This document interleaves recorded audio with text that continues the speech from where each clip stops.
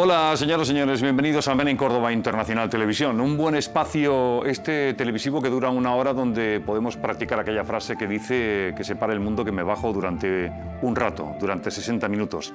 Hablaremos con los contertulios de esta mesa, que ya son familiares, ya se les conoce perfectamente, hablan muy bien, saben muchas cosas, tienen mucho talento y sobre todo hablan todo con una paz y un sosiego, que eso ayuda también a comprender cosas, aunque es verdad que de vez en cuando hay uno de los invitados, que es José Luis, a José Luis le gusta mucho la acción y la presión. Bueno, bromas aparte, la verdad es que a ninguno les encanta la presión, a todo el mundo que está en esta mesa quiere aportar cosas, y hoy hablamos en Amén de Córdoba Internacional Televisión, del matrimonio y las religiones. Empezaremos con la presentación de la mesa. En cualquier momento que queráis, todos podéis interactuar. Lo que dice uno lo puede rebatir el otro, o sin rebatir, complementar. Juan Larios, que es pastor anglicano. Juan, ¿cómo estás? Bienvenido. Muchas gracias, bien. Gracias a Dios estamos sobreviviendo. Sí, aguantando lo que nos echen, ¿no? Sí. Que ya está bien. José Luis Gómez Morales, sacerdote jesuita. José Luis, gracias por estar aquí. A vosotros de nuevo. A ti por venir. A nosotros nada, nosotros ponemos la mesa para que tú lo pases bien y aportes todo lo que creas conveniente. Muy bien. Además, siempre tenemos una asignatura pendiente con José Luis Gómez Morales, y es que trae mucho material que luego mucho de eso no se puede leer, porque viene muy preparado y tal. Pero bueno, José Luis, si hay alguna cosa que quieras sacar. Hoy es un programa, además, creo, perfecto para eso y para muchas cosas. Muy denso. Sí. Hisham Mullah Muhammad, ¿cómo estás? Te tengo cerca. A Juan también le daré la mano, a Joel Llera. Hisham, ¿cómo estás? ¿Todo bien? Muy bien, perfectamente. Hoy es un tema chulo, ¿eh? Es bueno. Un tema muy interesante, creo yo, especialmente en nuestra época, ¿no? Que interesa. Que hay valores que a lo mejor sí, se quedan un poco dando vueltas se tambalean un poco. Gracias, Hisham. Joel Llera, ahora sí que te he dicho antes. Juan, ¿no? Juan. Joel Llera es presidente del Templo Hare Krishna de Madrid. Joel, gracias por estar aquí. Muchas gracias a ustedes por invitarme nuevamente y un placer siempre. Y a ti por aceptar la invitación. Si queréis empezamos. Yo le voy a dar el primer paso a Juan. Hoy hablamos de matrimonio y religiones. El matrimonio, perspectiva, vamos a verlo desde la mesa. Empezamos ya a meternos en tarea. La perspectiva del matrimonio en las religiones. ¿Cómo las religiones ven el matrimonio, Juan? Bueno, pues yo podría hablar por la mía, ¿no? Que es la que practico, ¿no? Y en ese sentido, bueno, pues yo creo que lo vemos, al menos desde mi perspectiva, pues como una realidad, una institución que cambia, gracias a Dios, que va cambiando y va tomando formas nuevas, y yo creo que eso, en cierto modo, pues en principio es bueno, ¿no? Otra cosa es después lo que cada uno hace, pero creo que en este sentido pues es así, ¿no? Es algo como todas las cosas de esta sociedad o de la sociedad, pues va en evolución y va cambiando, que a veces nos cuesta más o menos aceptar las evoluciones, pero que debe ser así. Y necesario, por supuesto. El matrimonio es una institución totalmente necesaria.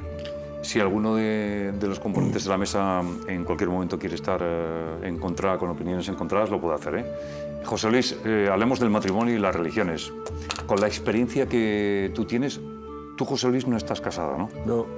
Eres sacerdote y, por tanto, me imagino que estás dedicado a lo tuyo. Sí. ¿Cómo ves desde tu perspectiva el matrimonio? Primero yo he ¿Las dicho... religiones o tu religión? Sí. Complementas un poco. Yo he dicho muchísimas veces en bodas y en clases y conferencias que me da vergüenza hablar sin estar casado del tema. Bueno, me defiendo diciendo que también un médico que no tenga cáncer puede hablar del cáncer y opinar sobre las úlceras y las diversas enfermedades. Es lo mismo, Claro, es lo mismo una úlcera que no hay que un matrimonio. Y de todas formas procuro documentarme en experiencias de libros, de reportajes televisivos, películas, artículos de prensa y sobre todo experiencias personales de matrimonios. Vivo reuniéndome más de 30 años con 2 grupos de matrimonios, de los que aspiro mucha información y mucha emoción, positividad, ¿no? José Luis, una pregunta que te iba a decir antes de pasar a Hisham Ulan Mohammad, divulgador islámico y compañero de esta casa. ¿Has casado alguna vez a alguien? Bueno, yo digo que... Buena pregunta esta, sí, ¿eh? Sí. Está buena, digo, a ver si tienes experiencia en este campo. La gente dice, me ha casado el cura tal. No, es el único sacramento en la Iglesia de los 7 en que el ministro, el que confiere el sacramento, aquí son los propios esposos los que se casan. El cura es una especie de testigo oficial, pero él no casa. Pues Interesante. muy interesante. Hisham, el matrimonio, las religiones, desde la perspectiva de todas las religiones, a lo mejor no te pregunto si ves que algunas la puedes complementar, pero desde la tuya el matrimonio, ¿cómo se ve? Pues desde la religión musulmana, islámica, el matrimonio es el núcleo de la sociedad, es, digamos, el núcleo a través del cual y desde el cual pues emana la familia, y a través de la familia pues se estructura la sociedad. En el Islam el matrimonio es algo sagrado, esa unión es sagrada, pero en sí no es un contrato, por así decirlo, religioso, sino más bien civil. En mi fe, en mi religión, se ve el matrimonio desde una perspectiva puramente civil, eso sí, entre un hombre y una mujer y un hombre. Eso significa que cuando en un momento dado Juan hablaba de evoluciones, que no sé si se refería a eso, sería intocable, ¿no? No, yo, por supuesto, respeto la idea que plantea Juan, pero desde mi religión... Todavía no plantea ninguna, lo ha hecho por encima. No, cambiante, Sí. esa idea de que el estilo y el modelo de familia y de matrimonio sea cambiante y mutable, pues desde mi punto de vista no lo comparto. Lo respeto, por supuesto, especialmente en un contexto como el nuestro, pero no lo comparto porque veo el matrimonio como una unión exclusiva entre un hombre y una mujer y, por ejemplo, no entre 2 personas del mismo sexo. Fernando, Perfecto. una cosa interesante que quiero decir a propósito del matrimonio civil, que lo ves, es muy curioso, y eso no lo saben muchos católicos. Durante el Imperio Romano, durante los 4 primeros siglos, no había sacerdote ni siquiera ceremonia cristiana especial para casar. Eran los mismos jueces paganos, no se buscaba ni siquiera un juez creyente. Y es que en una oración de las misas de bodas dice la Iglesia que es una institución humana que no desapareció ni con el pecado. Y en ese sentido yo discrepo de la doctrina oficial de la Iglesia, que no acepta el matrimonio civil. No lo acepta, cuando ha estado 4 siglos aceptándolo como totalmente válido. De hecho en el Islam ni siquiera hace falta un sacerdote que no existe, aparte de eso no existe, ni un imam ni nada de eso. Son 2 personas que voluntariamente, intencionadamente, con esa intención de unirse, formar una familia, pues contraen esa unión y ese contrato civil, ¿no? Porque es de la civis de la sociedad, ¿no? Empezamos bien. Falta un momentito, Juan, que falta presentar a Joel Gera, presidente del Templo Hare Krishna de Madrid, matrimonio, religiones. Ya ha empezado la mesa a colocar sus primeras opiniones. ¿Y tú qué piensas, Joel? Ya empieza a haber presión para ti. ¿Sonríes de presión o...? No, estoy, ya venía preparado para diversos temas. Pero desde el punto de vista de la tradición, digamos, Vaishnava, de la cultura védica, el matrimonio forma digamos, algo importante dentro de la sociedad. Es también visto desde un punto de vista civil, aunque definitivamente puede tener una influencia importante dentro del desarrollo religioso de las personas involucradas, ¿no? Ya depende de la decisión de cada cual. Y yo creo que es algo esencial dentro de la sociedad en general, el que 2 personas que deseen convivir mutuamente y tener una relación de pareja, pues tengan algún tipo de reconocimiento ante la sociedad. Y bueno, ya eso es todo lo que puedo decir por ahora. Por ahora. Juan, tú levantabas la mano, Sí. antes te he cortado porque quería Yo presentar a Joel. simplemente quería hacer una observación, quizás. No sé, yo creo que una cosa es el matrimonio en sí y otra cosa es quizás la familia. Modelos de familias hoy, actualmente, al menos en el mundo occidental, en España concretamente, ya hay varios. O sea, no es solamente el modelo clásico de la familia nuclear, padre, madre, hijos. No, ya tenemos familias homoparentales, tenemos familias monoparentales, tenemos familias de hecho, o sea que los modelos de familia evidentemente han cambiado. Y con el matrimonio pasa lo mismo, o sea, yo creo que pasa y pasará. Y incluso si nos retrotraemos al mundo de las escrituras, a la Biblia concretamente, al mundo de Israel, también se aprecia desde los comienzos una evolución en el matrimonio bastante clara, ¿no? Los modelos de matrimonio y los modelos de familia, ¿no? Quizás en el Nuevo Testamento la cosa se acota un poco, y digo un poco, quizás se acota, ¿no? Porque ya el Nuevo Testamento incluye otras características, como son la indisolubilidad, etc. Pero yo creo que eso hay que tenerlo en cuenta, ¿no? Yo siempre he dicho que no podemos ir en contra de la evolución de la historia, de la evolución social. Entonces, de la misma manera que los modelos familiares, todas las relaciones domésticas cambian, y han cambiado grandemente, creo que el matrimonio también lo hace y lo está haciendo. Y eso no significa que pierda su valor, ni que se vaya a arruinar la sociedad por esto, ¿no? Al menos desde mi punto de vista es así. Hombre, lo que quise decir no es que vayamos a arruinar la sociedad, ni mucho menos, sino que, por ejemplo, por supuesto que es real y es factible que existen diferentes tipos o modelos de familia. Pero una cosa es lo real y otra cosa es lo ideal, ¿no? Una familia que sea digamos, esa familia tradicional con una madre y un padre, pues creo que es más ideal, porque el niño, ya que hablamos de familia, el niño o la niña, pues necesitan esas figuras, una figura materna y otra paterna para su desarrollo en todos los sentidos, ¿no? Ese es mi punto de vista también.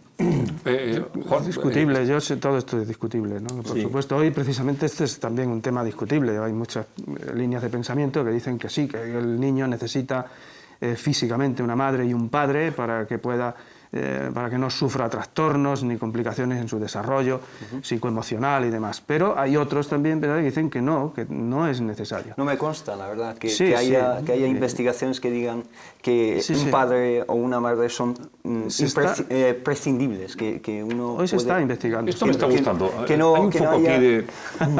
Está bien esto, luego pasamos aquí. Seguir. Es que he visto a Juan y a Hisham que no estaban de acuerdo. Digo, aquí hay que timonear el barco que vaya por... Os pondré un ejemplo que yo viví, ¿no? Esto lo conocí yo.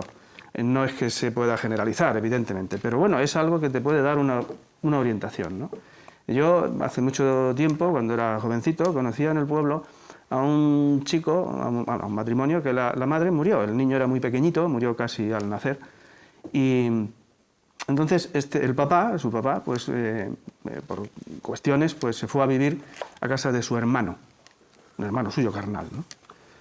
Era su hermano, evidentemente, no era su pareja ni mucho menos. Pero le llamábamos allí en el pueblo, le llamábamos el niño de los dos padres.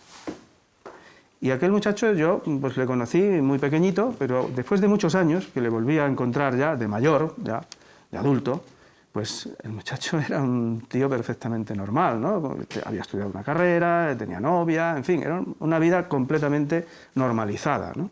Entonces, yo creo que hay que ser quizás un poco más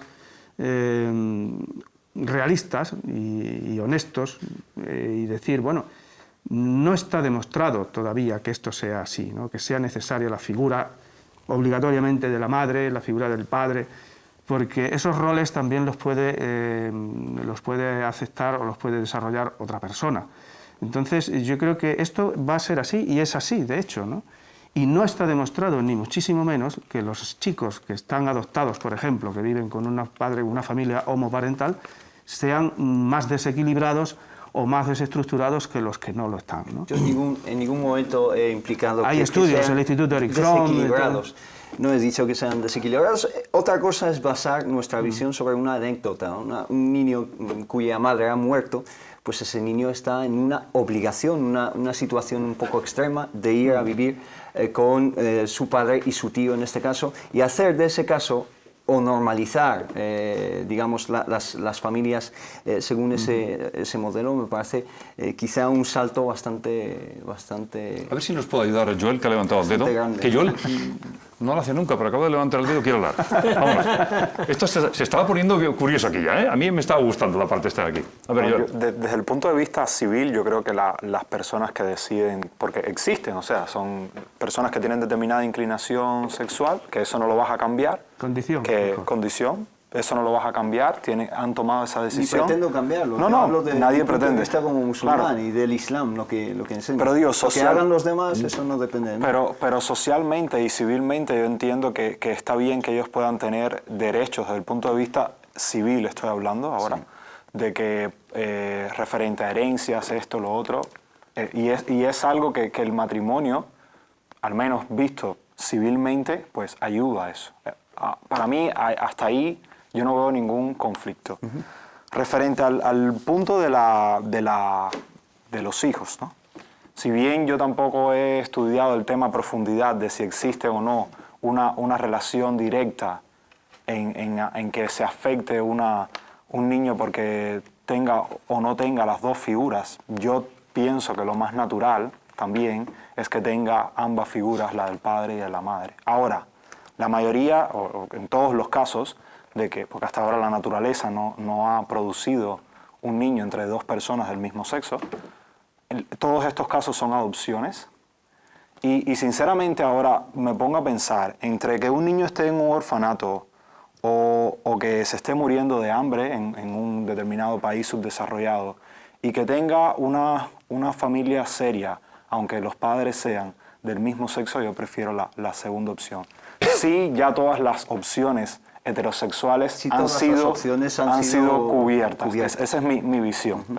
O sea, yo creo que sería una manera... Pues hay unas obligaciones y unos derechos civilmente que los tienes que cumplir sí o sí, ¿no? Claro. O sea, bajo esos requisitos, yo creo que sería una manera más o menos media de solventar el tema. Pero yo sí creo que las dos figuras deben estar, porque cada figura aporta algo a la educación del niño, aunque también, bueno, el mundo es variado y puede que hayan excepciones de padres homosexuales que sean mucho mejores que algunos padres y madres que sean heterosexuales, pero yo creo que las dos figuras en un estado ideal deberían estar. Por supuesto que hay personas homosexuales que son muy buenas éticamente, moralmente, por supuesto.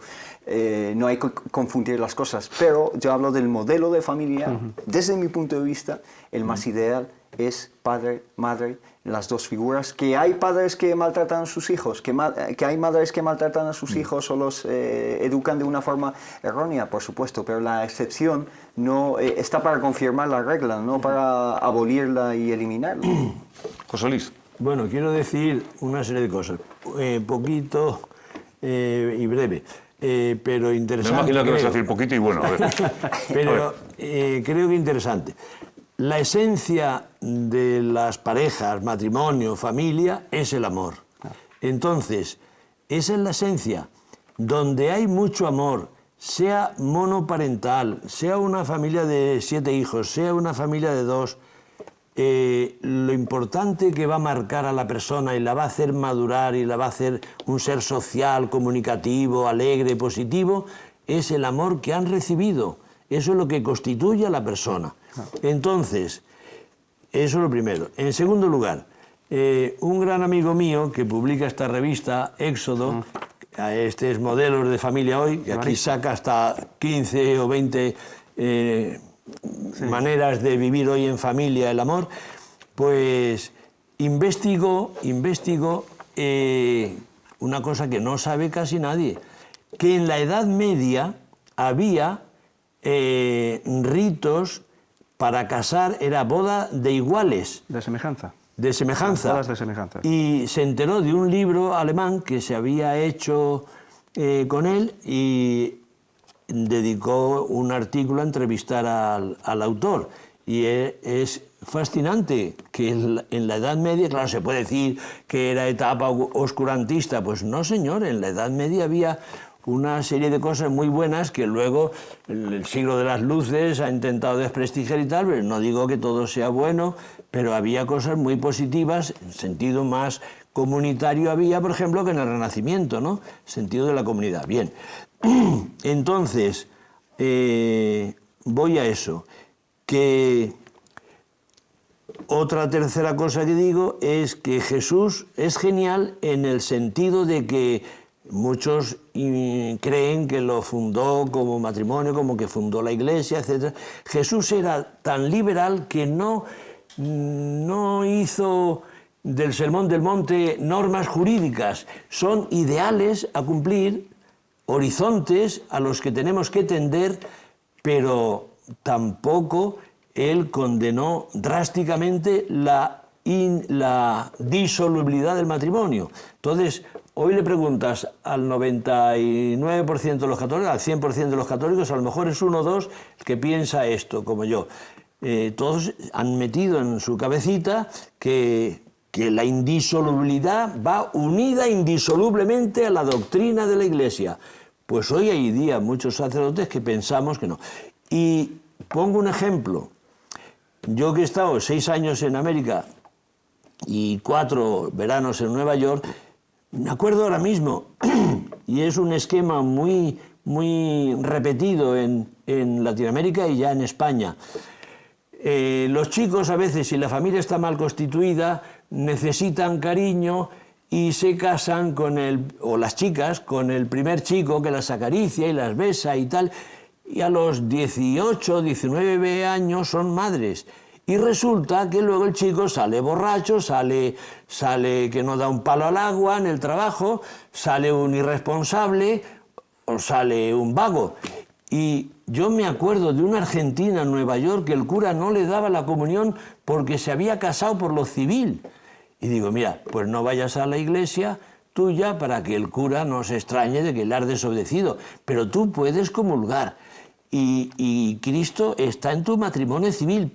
¿Por qué? Porque me había dicho que el segundo marido la respetaba totalmente, la quería, la trataba como una persona. Y se me echó a llorar, agradecida de que le había quitado yo esa losa, de que quería con gran ansia recibir la comunión, recibir el cuerpo de Cristo. Está muy bien lo que acabas de decir ahora, José Luis. Volvamos a la parte del matrimonio. Yo os voy a ser sincero, que ya sabéis que yo no me mojo absolutamente nunca, porque creo que como árbitro no debo hacerlo, ¿no? Yo siempre he pensado que para mí un matrimonio es entre un hombre y una mujer. Es la educación que yo tengo, es tal y como entiendo las cosas, sin despreciar nada, respetando siempre todas las opciones que se tengan. Entonces, os voy a pedir a vosotros que seáis taquígrafos y que pongáis luz a esto, ¿no? Porque esta es la percepción que yo tengo y me gustaría que me explicarais, por ejemplo, ahora entramos en el tema de los libros sagrados. Los libros sagrados, ¿qué percepción tienen de todo lo que estamos hablando? ¿Qué dicen del matrimonio? Si quieres empezamos contigo, Juan, y cada uno... Es lo que decía antes, ¿no? A ver, el matrimonio, evidentemente, ya desde los primeros textos del Génesis, parece que el modelo que Dios quiere es la unión entre un hombre y una mujer. Y además monógamo, o sea, hombre y mujer. Esto es así, parece que el Génesis ya comienza diciendo esto, ¿no? En los primeros capítulos.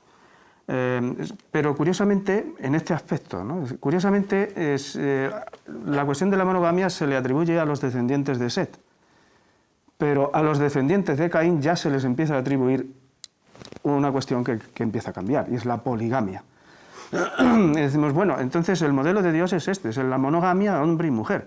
Pero es que resulta que si vamos ya en los patriarcas, empezamos a ver que los patriarcas empiezan a tener otras mujeres, concubinas. ¿Por qué? Sí, hay una cuestión, que es la cuestión de la esterilidad.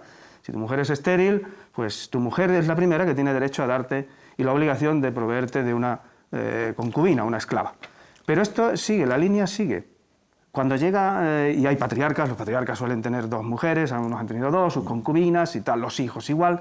Pero llega la época de los jueces y la época de la monarquía en Israel, y las cosas se relajan de tal manera que ahí todo esto se dispara. ¿Se dispara por qué? Pues sencillamente porque yo creo que, bueno, creo, y lo que he visto, he leído en otros especialistas, en los especialistas, que yo no lo soy, ni por supuesto, pero lo que veo es que Israel se inculturiza dentro de un territorio y con una historia muy concreta. Mesopotamia y todos estos sitios, ahí no son las cosas tampoco como las entiende el pueblo de Israel al principio. Y entonces esto se dispara y ya pues pueden tener 4, 5, las que quieran. Se habla de que este tenía 300 mujeres, el otro... En fin. Vaya lío, ¿no? Sí, precisamente por el lío es por donde empiezan los problemas, porque empieza a haber líos, evidentemente, entre tanta mujer y demás, ¿no? Se regularizan hasta las mujeres. Claro, es verdad, es así, es la historia. Se regularizan las mujeres, ¿no? Se dice, bueno, una persona normal solo puede tener 4 mujeres. Pero un rey puede tener hasta 14, en fin, ahí hay una evolución clara en que las cosas cambian. Que podemos decir que es el pecado y tal, bueno, digamos lo que queramos, le podemos buscar la explicación que queramos. Pero lo que está claro es que hay una evolución. Y bueno, llega el Nuevo Testamento y sí que es verdad que la monogamia está clara y hay un hombre y una mujer. Sed maridos de una sola mujer, dice Pablo, ¿eh? De una sola mujer. ¿Por qué? Pues porque había, en el mundo romano, helenista, pues había otro tipo de cuestiones, ¿no? Y claro, la indisolubilidad del matrimonio parece que es así, que Jesús la implanta, parece. Como decía él, hay otros comentaristas que dicen que tampoco está tan claro, ¿no? En fin, yo creo que esto... la Iglesia después pues ha hecho un montón de cosas. ¿Pero por qué? El problema de los matrimonios y tal era el sexo. El sexo es un problema enorme. En los padres de la Iglesia era un problema enorme. El matrimonio en el sexo incluso era pecado, como San Agustín decía. Venial, sí, pero como el motivo principal y el encaminamiento principal del matrimonio es la reproducción de la especie, pues todo lo demás es pecado, ¿no? Y así seguimos. En la escolástica prácticamente es igual, ¿no? Hasta que se empiezan a ver algunos cambios. Es cierto lo que él dice. John Boswell tiene un libro que es Las bodas de semejanza, que eran estas uniones matrimoniales entre monjes y esto, ¿no? Y llegamos al momento actual que, bueno, así están las cosas. Porque he visto antes que levantaba el bolígrafo Hisham, quería hablar. Hisham, ahora está el ambiente ya colocado en un sitio. A ver, por favor, Hisham. Por la cara que pone va a ser que estoy de acuerdo contigo. Por la cara no estoy de acuerdo contigo. Juan sabe perfectamente el aprecio que le tengo y tal, pero me pareció bastante peculiar la versión que da del Antiguo Testamento, que es un libro que yo he leído en varios idiomas y tal. Pero yo creo que en el Antiguo Testamento, ya no hablo del Nuevo porque ya cambian las cosas, en el Antiguo Testamento la norma es la poligamia casi, es decir, lo más extendido lo vemos, y no lo vemos con personas que digamos que son personajes secundarios, lo vemos con Abraham, y a saber quién es Abraham, es decir, es...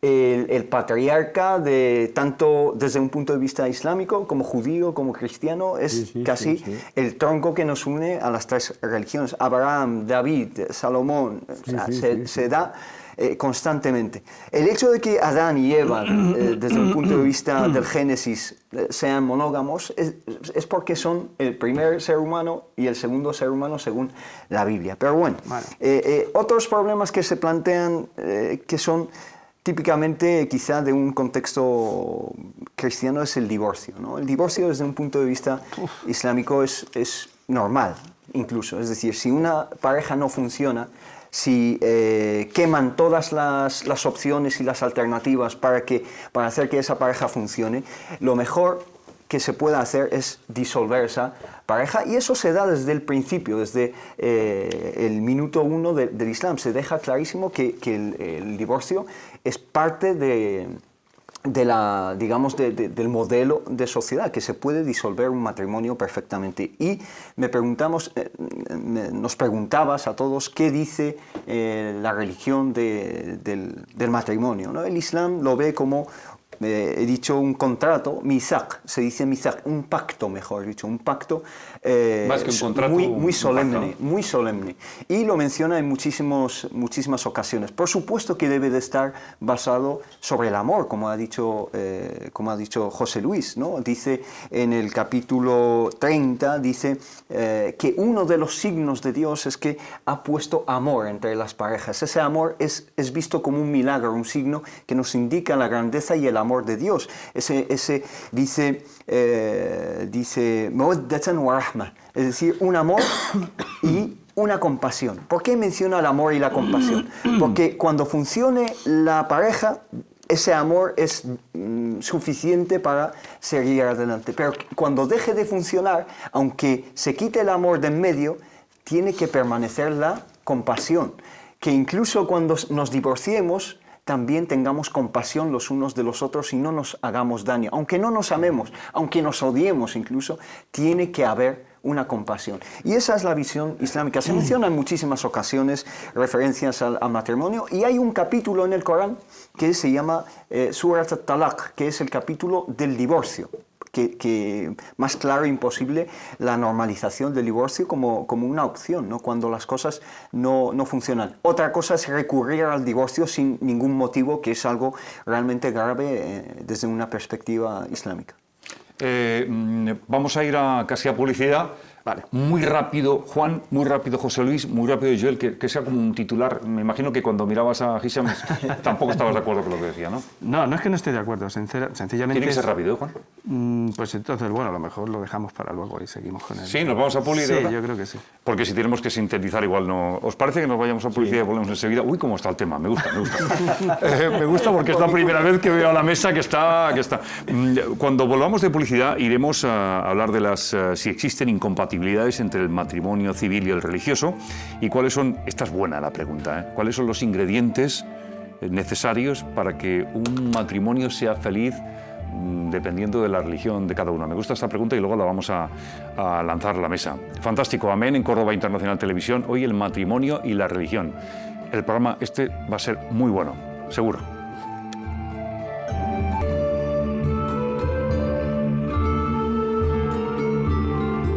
Amén en Córdoba Internacional Televisión. Gracias por estar aquí con nosotros, con esta mesa tan maravillosa que hoy propone un discurso, yo creo que está muy bien, que lo vamos a pasar muy bien. Yo antes he dicho que el título del programa, y no me he equivocado, el título del programa de hoy es Matrimonio y las religiones. Y yo le pedía a José Luis, por favor, José Luis Gómez Morales, sacerdote jesuita, que no se gastara en la publicidad, por favor, José Luis. Lo mismo que estabas diciendo en la antesala del programa, a punto de empezar la segunda parte, que lo dijeras ahora porque estabas inquieto y querías hablar. Luego pasaremos a Juan, luego sí. Joel. Ahora no te calles, José Luis. No me callo.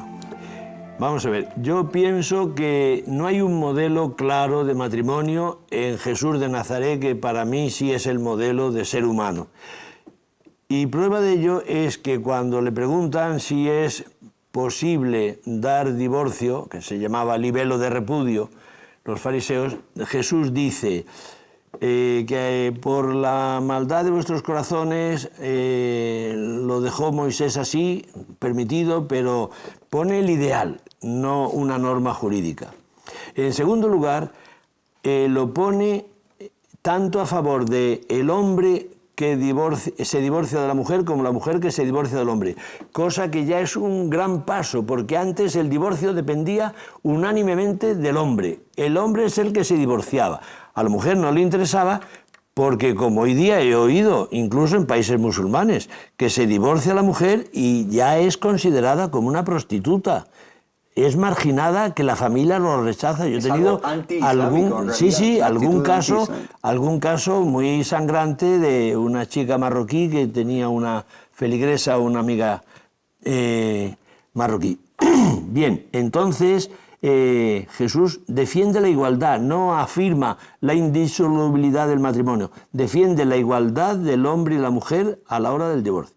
Y ya Jesús pone una excepción, ni si pornella, a no ser que por pornella se entiende, o matrimonios legales, que en tiempo de los romanos podían ser matrimonios entre parientes muy cercanos como hermanos, o prostitución. Entonces admite ahí esa excepción. Luego viene Pablo y dice que si hay uno que no cree y se separa el que cree del que no cree porque no le deja vivir pacíficamente su fe, que adelante, que se vuelva, parece que se divorcie con intención, con posibilidad de casarse legalmente. Y yo hice un estudio hace unos años y hasta 23 causas hay de anulación, separación o prácticamente divorcio. La Iglesia tiene mucho mucho pavor a la palabra divorcio, ¿Por qué? pero no sé, porque a lo mejor se ha creído que la indisolubilidad es palabra divina. Yo creo que un matrimonio se disuelve cuando desaparece el amor. ¿Qué mayor disolución que el que no quiera uno seguir la convivencia? Si decía Pablo, el espíritu es la libertad y a la libertad nos ha llamado Dios. Por tanto, esa es la esencia del matrimonio, como he dicho. Por tanto, el divorcio puede mejorar incluso la postura. Yo lo he visto, he sido 30 años profesor, he visto en algunos alumnos cómo se relajaban más cuando se separaban del marido, del padre, que era un indeseable, y o sola o con un nuevo compañero había una paz y una tranquilidad en el hogar que no tenían con el matrimonio legal. Juan Larios, y luego vamos a Joel y lo... Bien, bueno, yo que primeramente puntualizar una cuestión. Cuando haces así con la mano, se la puntualizas a Gisela. Sí. Adelante. No, sabe que igualmente yo le respeto. Está bien, Gisela, adelante. A ver qué me dice. Adelante. La cuestión, a ver, del Génesis, por ejemplo. Evidentemente, yo creo que, al menos yo todos los autores que leo, Ronald de Vos, que hace unos estudios impresionantes de las instituciones del Antiguo Testamento, John Bryce, Martin Knott, en fin, un montón de ellos, está claro que parece ser que, según el texto bíblico, el ideal del matrimonio es un hombre, una mujer y monógamo. O sea, ahí no hay más. Sí. Bien, dice, bueno, esto es carne de mi carne, en fin, por esto abandonará al padre y a la madre, serán una sola carne y tal, procrear y demás. Ahora, la cuestión es que luego las cosas resultan que son de otra manera. ¿Por qué? Cuando se habla de Adán y Eva, bueno, en cuestiones de este tipo, a ver, tenemos que tener en cuenta que la Biblia no la podemos entender como una palabra de Dios caída del cielo. O sea, esto no es así. O sea, ahí hay que hacer un estudio hermenéutico, hay que hacer una exégesis y entender bien de qué van las cosas, ¿no? Hay leyes en la Biblia que hoy nos pondrían los pelos de punta si tuviéramos que ponerlas. Y son palabra de Dios. Entre comillas se dice palabra de Dios porque está en la ley. Y hoy nos pondrían los pelos de punta de poder aplicar una ley de esa, porque son auténticas aberraciones. Entonces, ¿dónde está la medida? Pues bueno, la medida está en encaminar las cosas hacia el bien de los demás, hacia el bien común, hacia el funcionamiento. Eso por un lado. Yo decía esto al principio del matrimonio, sí, quizás un poco disoluto, de una manera un poco disuelta. ¿Por qué? Porque en la comunión anglicana, precisamente, como decía, el matrimonio siempre se ha considerado la unión, santa unión, porque se considera al menos un rito sacramental, si no un sacramento de primer orden como tal, pero la unión entre un hombre y una mujer celebrada en la comunidad de la Iglesia, ¿no? Para la felicidad y tal. Bien, pero ahora no es así. Ahora también hay iglesias de la comunión anglicana que aceptan el matrimonio entre personas del mismo sexo. Y esto ha producido un choque tremendo y una ruptura, si no oficial, sí oficiosa dentro de la comunión. El canon 11 de mi propia iglesia, de la Iglesia Española Reformada Episcopal, dice, en el canon 11 dice, el santo matrimonio contraído dentro de la comunidad de fe es la unión física y espiritual de un hombre y una mujer con mutuo consentimiento y con la intención de que sea de por vida. Con la intención de que sea de por vida. O sea, esto es lo que se contempla oficialmente. En eso estoy totalmente de acuerdo. Claro. Con la intención inicial. Claro, pero entonces... Que si luego saliera algo mal, claro, pues... el problema es que las cosas hay veces que no funcionan. Sí. Claro. Y entonces, cuando decía José Luis, pues decía Pablo, dice, bueno, si el que no es creyente no consiente en vivir contigo, pues sepárate de él, ¿no? Entonces, no nos queda más remedio que ir afrontando de la mejor manera todas estas realidades que están cambiando.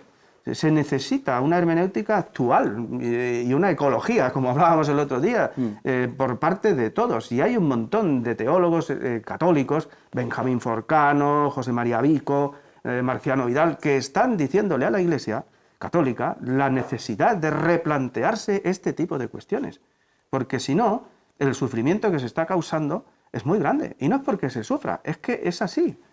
No podemos ir en contra de la sociedad. Hola, Un dato breve, Sí. un dato breve. Para que pueda hablar de él, sí. El 67% de las personas que se casan ahora se va a divorciar.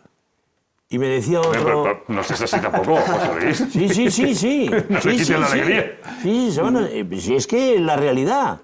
Y me decía un psicólogo, hace ya 15 o 20 años, está estudiado que cada chico joven de entonces, ahora tendría 30, 40 años, va a tener 2 o 3 parejas en su vida. Joder. Joel, Un agua fría. fíjate lo que te toca ahora, el capítulo que te toca ahora, Joel. Después de todo lo dicho, ya la segunda parte de Amén. A ver. Cualquiera te pregunta ahora ingredientes para ser feliz. Como si fuese una tortilla de patatas. Sí. Desde el punto de vista de la tradición védica, pues sí existía la poligamia, no es monógama. De hecho, incluso no solamente de parte de un hombre hacia varias mujeres, sino que hay un ejemplo, por ejemplo, Draupadi, la esposa de los Pándavas, que tiene ella 5 esposos. Es algo quizás, un dato curioso de la cultura védica que quizás no existe en otras tradiciones. Ahora, también se declara de que una persona de que esa persona que elija, o también la cantidad de esposas estaba regulada por la clase social, no todo el mundo debía tener varias esposas.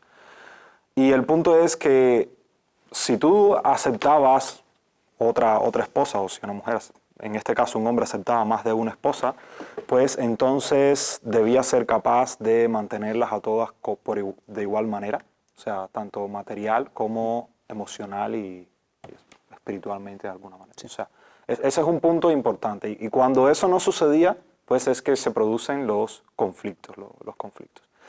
Ahora, desde el punto de vista del movimiento Hare Krishna actualmente, pues la mayor parte del movimiento se desarrolló en Occidente, y la persona que trajo el movimiento Occidente pues dejó bien claro a sus seguidores de que prefería de que los matrimonios fueran monógamos, porque es la ley que rige en Occidente y que es natural adaptarse a esa situación. Sí es algo importante de que lo ideal es que el matrimonio sea, o sea, que la persona tome el voto de acompañar a esa persona de por vida. Y algo importante es que debería ser para el progreso espiritual mutuo. O sea, para ambas personas debían poner de su parte para juntos ayudarse a progresar espiritualmente en la vida, acompañarse y progresar espiritualmente.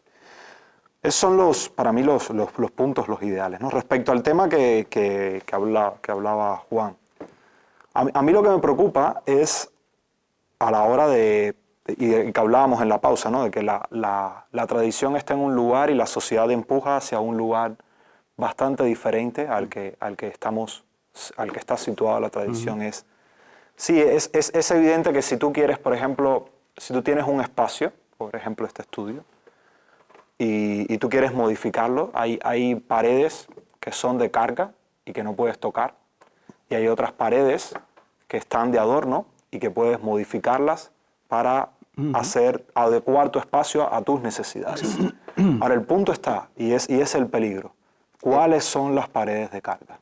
¿En qué paredes puedo yo tocar y cuáles no? El y ahí muro está, de carga que es intocable, ¿no? Y ahí es donde está el problema, en mi opinión, a la hora de decidir qué es lo que vamos a hacer en la sociedad. Claro.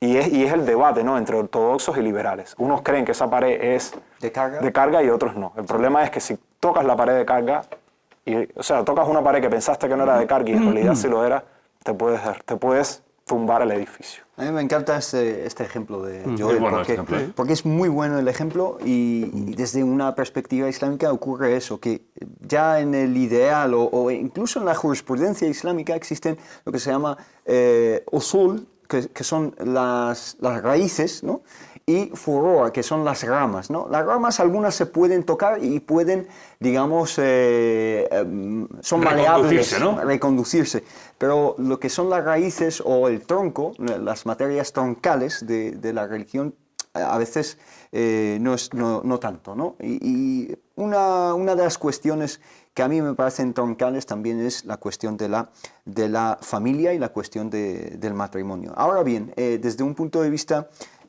musulmán, los ingredientes principales del matrimonio. El matrimonio es monógamo desde un punto de vista musulmán, ese es el ideal, monógamo. Pero sí que se contempla la poligamia. En tiempos del profeta Muhammad, que la paz sea con él, había poligamia indefinida, ilimitada. Uno podía tener tantas mujeres como quisiera.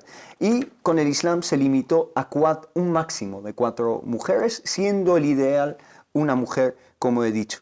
Esa poligamia se puede dar por muchísimos motivos. Juan ha mencionado un motivo, una causa de esas, y es la esterilidad, ¿no? Una persona, estoy casado con una mujer y esa mujer no puede tener hijos y no quiero divorciarme de esa mujer porque hay una relación muy afectuosa, etc.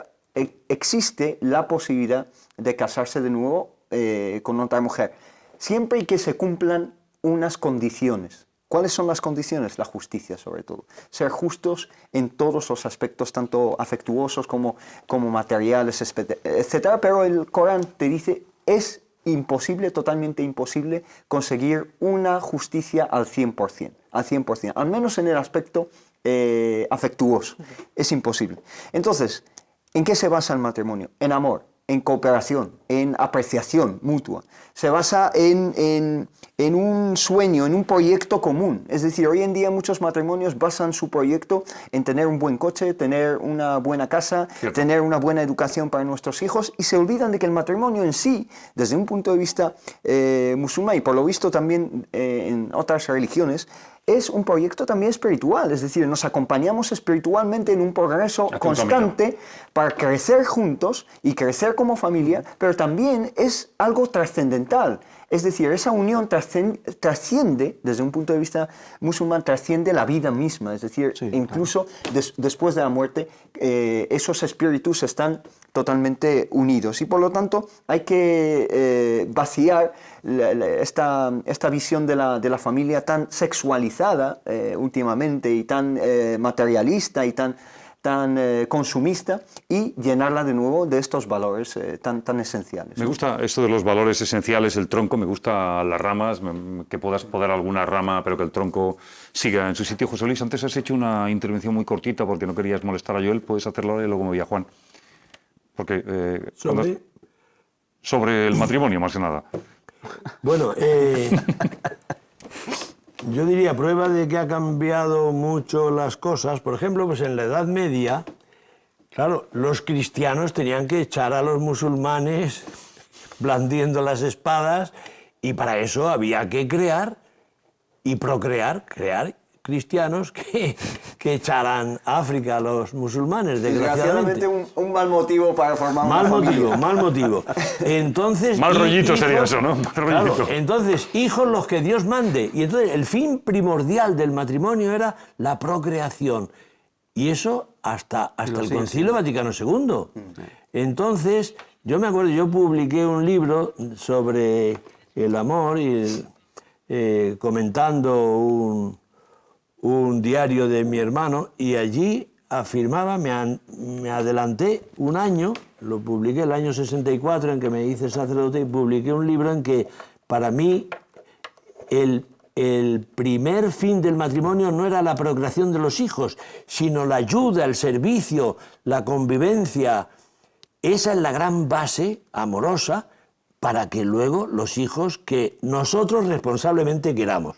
Era un cambio copernicano el que ya me habían dado mis profesores. No era original mío, sino de algunos profesores que tuve maravillosos. El concilio lo sancionó al año siguiente en el documento sobre el matrimonio. Pero no porque fueran profesores tuyos, lo sancionarían por cualquier otra cosa. Pues, y eso ha cambiado radicalmente. Y ahora, pues, si seguimos con el índice de natalidad que tenemos y la condena de anticonceptivos por la Iglesia, desde el condón, etc., en el año 25-30 vamos a tener 8.500 millones de personas que ya 3.000 millones de personas del tercer mundo van a venir pidiendo alimentos, cuando el tercer mundo tiene casi 2.000 millones de personas que pasan hambre.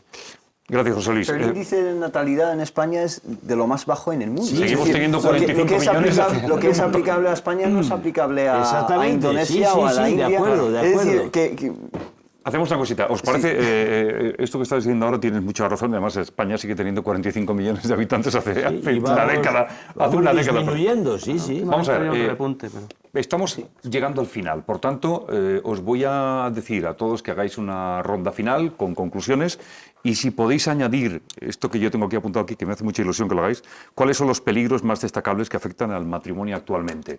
Podemos empezar ahí y hacemos un balance de todo lo que hemos tocado en la mesa porque el tiempo televisivo se nos acaba. Empiezo contigo, Juan, iremos con cada uno de vosotros. Bueno, no sé, los peligros que afectan al matrimonio pues son muchos. Entre otros, cita algunos, cita dos. No pues, entre otros la falta de amor, ¿no? En cuanto el amor se acaba, el matrimonio empieza a degenerar y empieza a romperse. La infidelidad, por ejemplo, ¿no? El ser infiel. ¿Por qué? Pues porque yo creo que, como hemos dicho, yo creo que está en la mente de todos y subyace aquí. La cuestión del matrimonio, por supuesto, no es con esta manía de la Iglesia de que tiene que ser la primera cuestión la procreación. No. Esto es un proyecto común de dos personas adultas que responsablemente se dicen amor y se prometen amor para toda la vida, en principio. Y producto de eso vendrán los hijos, si es que vienen. Entonces, claro, cuando no hay proyecto, cuando no hay entrega, como él decía, pues evidentemente el matrimonio no va a funcionar. Pero que tendremos que estar atentos y aceptar los nuevos modelos, no nos queda otra. Yo recuerdo unas palabras de un teólogo español muy criticado por esto, que dice, donde hay amor, hay sacramento. Y me da igual que sea entre un hombre y una mujer, como que entre un hombre o una mujer y una mujer. Si hay amor, hay sacramento. Porque lo principal que mueve la vida es el amor. Gracias, Juan. José Luis, ¿conclusiones? Pues, bueno, yo pondría también muy importante que dentro de que en el matrimonio el gran enemigo es el capitalismo, que parece que no, pero el capitalismo es que también hay una especie de subasta de la mujer, de oferta y demanda de comprar el matrimonio por la imagen, la belleza, el sueldo, la familia, y es un poco detestable que hay muchas cosas que intervienen que no son auténticamente la esencia del matrimonio. Y entre ellas, yo creo que el hombre ha perdido un poco los papeles y no sabe qué hacer porque hoy día la mujer pide autonomía, pide seguridad, sí, en el matrimonio, y de amor y seguridad de cariño. Es normal, ¿no?, que la mujer pida su autonomía. Pero al ser autónoma y al discutirle, antes se estaba en condiciones de inferioridad y a veces de felpudo. Todo lo que tú digas, yo voto a quien tú digas, yo compro lo que tú digas, bueno, el colegio, el veraneo, lo que tú quieras, haciendo caricatura, ¿no? Y entonces están un poco perdidos los machos, los hombres en su machismo, cuando le sale un poco sanamente respondona, ¿no? Y quiere autonomía y quiere libertad y quiere que no seas un celoso que estás acosando y persiguiendo y espiando. Eso en principio no sería malo, ¿no? Que cada uno pida lo que... Ya. Pero que hay gente que reacciona todavía a la antigua, sin compartir decisiones, sin compartir problemas y tal. Gracias, José Luis. Hisham, balance final y esa cosa que yo he lanzado a la mesa, los peligros más destacables en el matrimonio actual, si puedes hacer una simbiosis de ambas cosas juntas. Bueno, yo antes de pasar a los peligros también difiero con Juan porque esa definición... Me encanta que difieras con Juan. Esa definición de que... Empezamos difiriendo y acabamos igual. Lo esencial es el amor, donde hay amor es sacramento, pues esa definición está muy abierta. Es decir, una persona puede confundir el amor hacia su madre, su hermana... Es decir, se puede meter ahí incluso el amor hacia las mascotas e incluso hoy en día en Estados Unidos hay gente que se casa con mascotas y lo he visto yo y entonces ahí esa definición... Sí, hay matrimonios con mascotas. Ya voy a salir de aquí malo. Pero es que la definición es tan abierta, yo creo que la definición de tu iglesia es perfecta. Entre un hombre... Una mujer que se unan en amor, yo creo que es la más perfecta. No sé si quieres... No, porque no hay tiempo. Simplemente eso. Y sobre el peligro, ¿algún peligro que veas? Muchísimos. Cita uno de ellos que te preocupe personalmente. El peligro, por ejemplo, hablando de nuestra realidad, el peligro de la austeridad económica en la que vivimos, que está aplastando a los jóvenes. ¿Qué joven puede casarse hoy en día? Valiendo y costando las bodas lo que cuestan.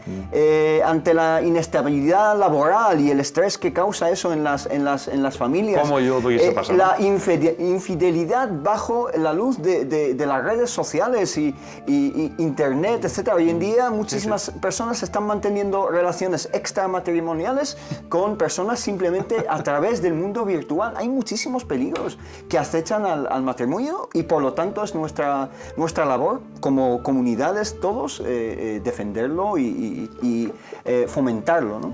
Gracias, Hisham. Me gustó mucho también lo que has dicho. Joel, tenemos un minuto para despedirnos. Fíjate el marrón que tienes. En un minuto tienes que despedirte, hacer un balance y hablar de los peligros del matrimonio actual. Dale dos. Pues para mí el mayor peligro es la estructura social actual que se dio. O sea, como dice, la sociedad te empuja completamente. Primero te empuja a que el matrimonio cada vez sea más tardío, a que los hijos sean cada vez más tardíos cuando se quieren tener hijos, a que, o sea, antes los hijos se decía vienen con un pan en el brazo, ahora se ven como un problema, como un lastre, como que te impide tu libertad de desarrollarte humanamente,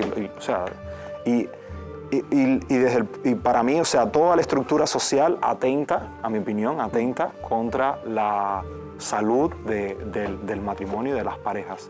Y respecto a un balance general, yo creo que para mí el ideal es que el matrimonio sea esencialmente para que progresen las personas espiritualmente, es que se ayuden mutuamente a progresar espiritualmente. Y yo no voy a entrar en el debate de qué tipo, ya yo dije mi ideal cómo sería, cada cual hace con su vida lo que sea, pero en el ideal que cada persona escoja de acuerdo a su conciencia, para mí debe ser para progresar espiritualmente. Muchísimas gracias, Joel. Gracias a Juan Larios, José Luis Gómez, Hisham Ulam Muhammad. Gracias a Joel Llera. La verdad es que ha sido un programa apasionante porque ha sido la primera vez en este Amén donde he empezado a ver que habían opiniones diferentes, pero siempre, les aseguro, bajo el más absoluto de los respetos y el equilibrio máximo haciendo televisión. Aquí venimos a aprender, a pasarlo bien si podemos también, que yo creo que es importante en un espacio televisivo, pero yo estoy orgulloso de tener esta mesa tan fantástica donde todo es posible, donde todo se dice con coherencia y cada uno piensa en lo suyo. Yo no estoy de acuerdo contigo, tú tampoco conmigo, pero de una forma muy normal. Hasta la próxima edición, que será en un tiempo de Amén en Córdoba Internacional Televisión. ¿Qué tema pondremos en la mesa? El que sea. Será uno muy bueno como este, el matrimonio y las religiones. Hasta la próxima.